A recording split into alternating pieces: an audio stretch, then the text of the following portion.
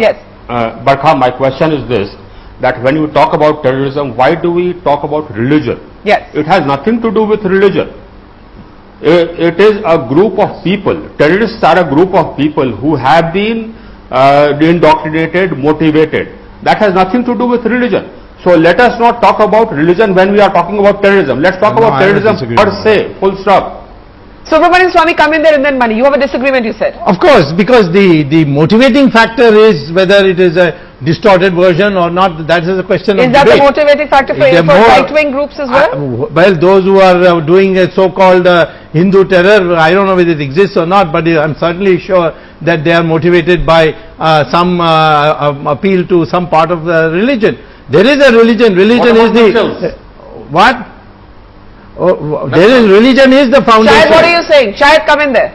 What are you saying, Shahid? No, I'm saying, what about Naxalites? Naxalites are the biggest terror threat to this country. Naxalites don't they are not motivated by religion. They are motivated by many other reasons. And such Naxalites exist in America, in Europe. You see, you can find in any society. But that doesn't. Naxalites do not claim to be Hindus.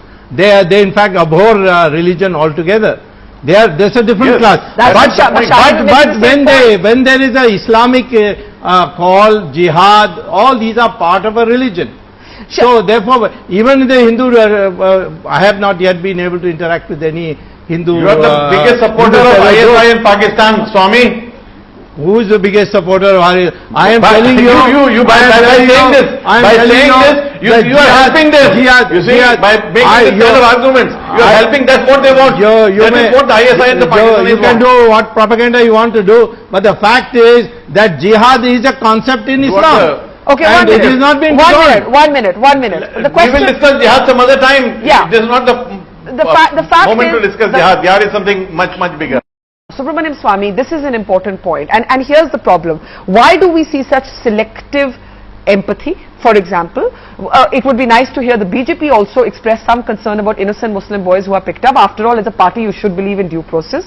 Equally, you have some Congress leaders, while the Prime Minister is congratulating the DIB today, saying the Indian Mujahideen is a mystical organization. Well, the fact is that if they are Muslims who are innocently picked up, and they have been. No. You acknowledge that No. That's not. They are only out on bail. They have not been exonerated. There have been cases where there have been acquittals. There have been actual acquittals. Yes, there are cases. There are acquittals. No question about it. And nobody has gone after saying that you have let off somebody who is guilty. There has been never. In fact, in the classic case of that professor in Delhi or lecturer in Delhi, yes, it was a clear case, and I don't think anyone objected to his being let off by the courts. Yes. The fact of the matter is that we can't get sidetracked into this question of whether there is Hindu terror more or Muslim terror more. Yeah. Their religion is being used. There is no doubt about it.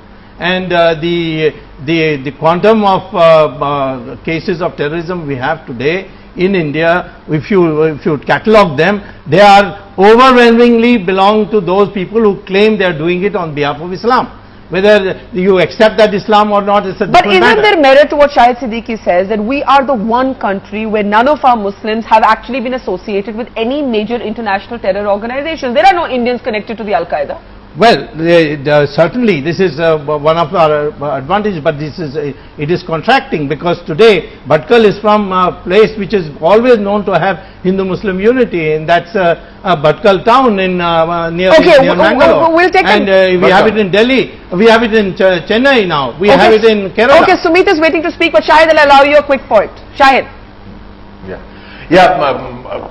Bhatkal may be from Kerala, or there may be some other individuals, but in Karnataka, wherever, in America, you. Can I just interject all of you to hear from Sumit Singh? Now, Sumit Singh, you have an amazing story. You're a great survivor. You have survived both Mumbai attacks and the German bakery. And the German bakery is at one place, and I want to bring up those shots again, where actually Yasin Bhatkal is on camera, Can we please bring up those shots? He's on camera carrying a backpack. There seemed to be explosive. He was actually caught on camera, Sumit, and he managed to escape. We're waiting for those shots there. You can see those shots there. That's Yasin Bhatkal caught on CCTV. I've seen that 100 times. You've seen that how many times? More than 100 times. And every time I used to think he's the person who carrying that bag, and eventually that's the bag which was carrying explosive, which killed 17 people and injured more than 60 people. Where were you that day? I was there. I think I entered maybe 15-20 minutes after I must have kept that bag. And you sustained about serious burns, right? Yes, more than 35% burn, and permanent damages also in my left ear and left leg, because I took the impact on the left side of my body. Did you ever think Yasin Bhatkal would be in custody? I was waiting for this day, because I know we let Yasin Bhatkal slip away in past also by Calcutta police, Karnataka police. So I was waiting for this day because I know Yasin Bhatkal. I've been following Yasin Bhatkal every time, wherever I used to read or hear Yasin Bhatkal, I used to follow that news thing where he's been involved not only in German bakery but several other blasts. So he is one of the key guys, at least when it comes to Indian Mujahideen. Now we are having this whole debate about Indian Mujahideen. Does that disturb you, the politicization around terrorism? It does, because I believe when a bomb goes off, it does not say whether it's killing a Hindu or a Muslim. A terrorist never sees the religion of the people they're killing. Probably, but every time a bomb blast happens, we try to politicize the entire issue and get into a petty discussion of Hindu, Muslims. I don't think a terrorist has any religion. But what would you like to say to the politicians on this panel this evening? Barkai tries to shoot Dr. Swamy over this guy's shoulder. Sad tactic. To use a bomb victim's emotions in this way. What would you like to say to the politicians on this panel this evening? I think it's very easy, because people have not seen their loved ones dying in a bomb blast. It's very easy to sit across in an AC room and commenting upon the terrorism, Hindu. Maybe elections are coming up, I don't know, I don't want to get into that, but it's very easy because you're not seeing your loved one dying in a bomb blast. You're not seeing those body parts. I have seen those body parts when after that bomb blast. So it's very easy to get into these kind of discussions, but it really saddens me. I've been hearing everyone talking about Hindu and Muslim Union. There are Muslims also who died in German bakery. There are Muslims who have died in several of the bomb blasts also.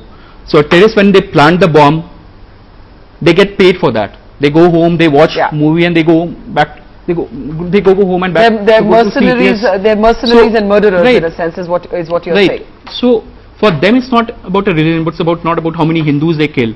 They place a bomb and they go away from that. They can be Hindu, they can be Muslim. So person who dies does not have any religion in that. It's the son, the brothers and the sisters who have died in that. And probably because politicians have never, there are not many politicians who have seen their loved ones die in a bomb blast, and I'll pray that we don't see that ever happen to anybody. Yes, but it's very unfortunate, because it's very easy to get into those kind of discussions. You could not see your loved one dying there. Subramanian Swamy, how can you disagree with this man? It needs guts to speak your conviction, even if it's unpopular.